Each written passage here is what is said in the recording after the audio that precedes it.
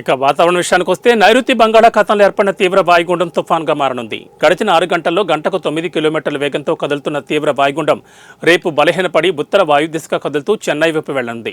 ప్రస్తుతానికి ట్రింకోమలికి 240 కిలోమీటర్లు, నాగపట్నానికి 330 కిలోమీటర్లు, పుదుచ్చేరికి 390 కిలోమీటర్లు, చెన్నైకి 430 కిలోమీటర్ల దూరంలో కేంద్రీకృతమైంది. ఆ తర్వాత శ్రీలంక సరిహద్దులో తీరం దాటుతుందని వాతావరణ శాఖ అంచనా వేస్తోంది. ఈ సమయంలో గంటకు 70 కిలోమీటర్ల వేగంతో ఈదురుగాలులు వీస్తాయని తెలిపింది.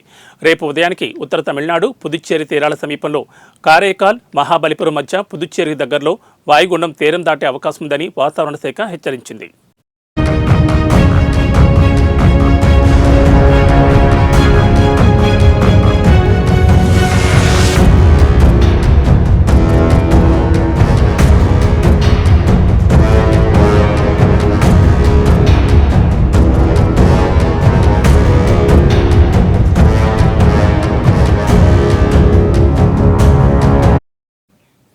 ఫెంగల్ తుపాన్ ప్రభావంతో ఏపీలోని దక్షిణ కోస్తాలోనూ 3 రోజుల పాటు అక్కడక్కడ భారీ వర్షాలు, రాయలసీమలోని పలు ప్రాంతాల్లో ఈరోజు రేపు భారీ వర్షాలు కురిసే అవకాశం ఉంది.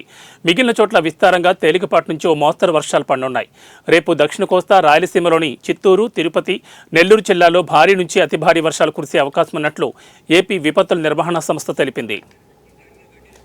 దక్షిణ కోస్తాలో తీరం వెంబడి గంటకు 50 నుంచి 60 కిలోమీటర్ల వేగంతో గాలులు వీస్తాయని వెల్లడించింది.